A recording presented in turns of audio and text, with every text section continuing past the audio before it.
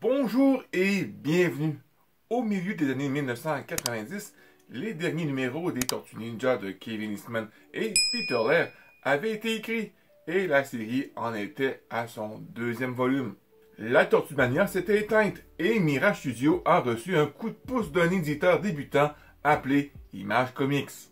Fondé par certaines des plus grands artistes de l'industrie dont Jim Lee et Todd McFarlane, Image continue d'être la destination des bandes dessinées grand public détenues par leurs créateurs. À ses débuts, l'éditeur a réussi à s'associer avec Mirage Studios pour un crossover entre certains des personnages les plus populaires des années 90, les Tortues Ninja et Savage Dragon. Si vous regardez cette vidéo, il y a de fortes chances que vous sachiez une chose ou deux sur les Tortues Ninja.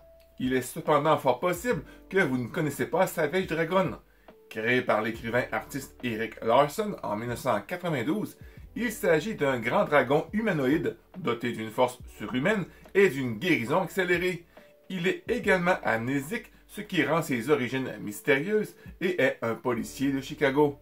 Pendant une grande partie des années 90, il a été l'un des principaux piliers d'Image Comics, aux côtés de Spawn et Witchblade, et il est le seul des livres originaux d'Image à continuer d'être écrit et dessiné par son créateur. Sa première rencontre avec les tortues est dans le numéro 2 de Savage Dragon, publié par Image Comics en juillet 1993. Cette histoire en deux parties s'avéra être le premier de nombreux crossovers avec Savage Dragon et de nombreux héros du casting de soutien.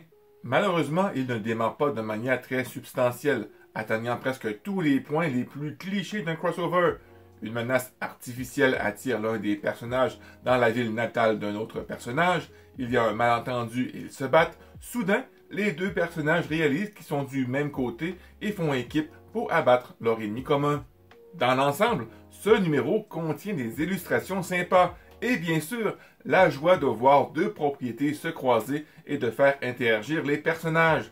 Mais il n'y a pas beaucoup de substance narrative.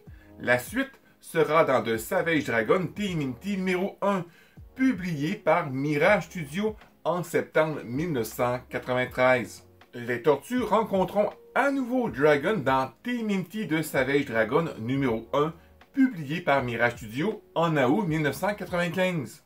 Un début beaucoup plus satisfaisant que le précédent crossover, TMNT Savage Dragon. Celui-ci a beaucoup plus de substance. L'art de Michael Donnet est aussi formidable. Les tortues sont superbes, Carnage est convenablement monstrueux et l'action est bien mise en scène. Dans l'ensemble, un crossover plus amusant que le précédent qui se termine dans The Savage Dragon numéro 22, publié par Image Comics en septembre 1995. Dans la même année, une bande dessinée est emballée avec les 7 jouets différents présentés par Planet Toys des deux franchises, Savage Dragon et Tortue Ninja de Jim Lee. Voici ce que l'histoire raconte. Parcourant les rues de Chicago sur sa moto de poursuite expérimentale, la balade de l'officier Dragon est interrompue par un appel du répartiteur lui demandant de mettre fin à une bagarre bizarre à la 5e et Madison. Dragon se retourne et se dirige vers le combat.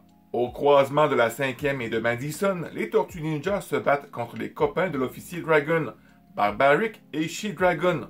Barbaric et She-Dragon pensent à tort qu'ils vont faire une bouchée rapide des tortues. Mais Donatello est prompt à souligner leur folie, car leur vie d'entraînement ninja associée à leur récente amélioration cyborg ont fait d'elle une force redoutable. Pour démontrer le point de vue de Donatello, Leonardo coupe les cheveux blonds de She-Dragon. L'officier Dragon arrive sur les lieux, mais avant qu'il ne puisse tout mettre en place, un bâtiment est renversé sur sa tête. Maintenant, Dragon fait interruption dans les décombres et dit à tout le monde de se calmer. Il révèle qu'il connaît les deux équipes et qu'il sait que les deux sont des citoyens honnêtes. Barbaric et She-Dragon admettent qu'ils ont pris les tortues pour des membres du Vicious Cycle. Les tortues, en l'occurrence, expliquent qu'ils sont en fait venus à Chicago depuis New York pour faire équipe avec Dragon et combattre Vicious Cycle, car les méchants avaient kidnappé un de leurs amis. N'ayant plus de temps à perdre, l'officier Dragon rassemble son équipe pour aller affronter le Vicious Cycle de front. Les tortues démontrées dans cette histoire ont été présentées et vendues dans des magasins de jouets, comme j'ai mentionné précédemment. Malheureusement, Leonardo n'a jamais sorti en figurine.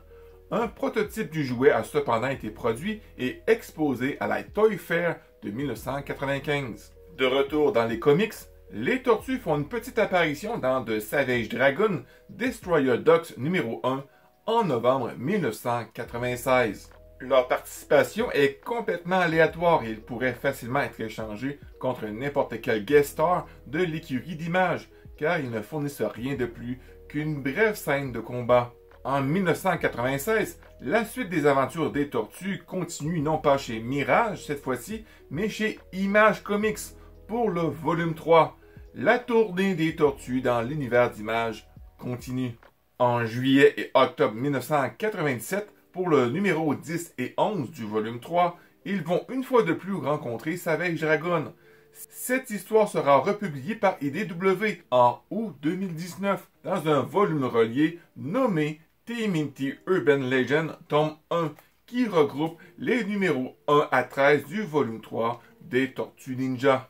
En septembre 1997, dans The Savage Dragon numéro 41, ils sont réduits à rien de plus qu'à un cameo comme invité au mariage de Barbaric et Ricochet. Bien que les crossovers avec Savage Dragon ne soient peut-être pas un événement marquant, il reste un événement remarquable qui mérite d'être lu et vu. Je dirais simplement que grâce aux Tortues Ninja et à leurs nombreux croisements avec la série, j'ai développé une certaine affection pour The Savage Dragon. Tous les numéros que j'ai lus sont très humoristiques et bien qu'ils regorgent de clichés de bande dessinée des années 90, ils semblent suffisamment conscients de leur valeur pour ne jamais se prendre trop au sérieux et se complaire dans ces clichés. J'espère qu'ils seront un jour traduits en français. Alors nous sommes déjà rendus à la fin de la vidéo. N'oublie pas le pouce bleu et de partager. Et si tu kiffes ce genre de vidéo, n'oublie pas de t'abonner pour ne rien manquer.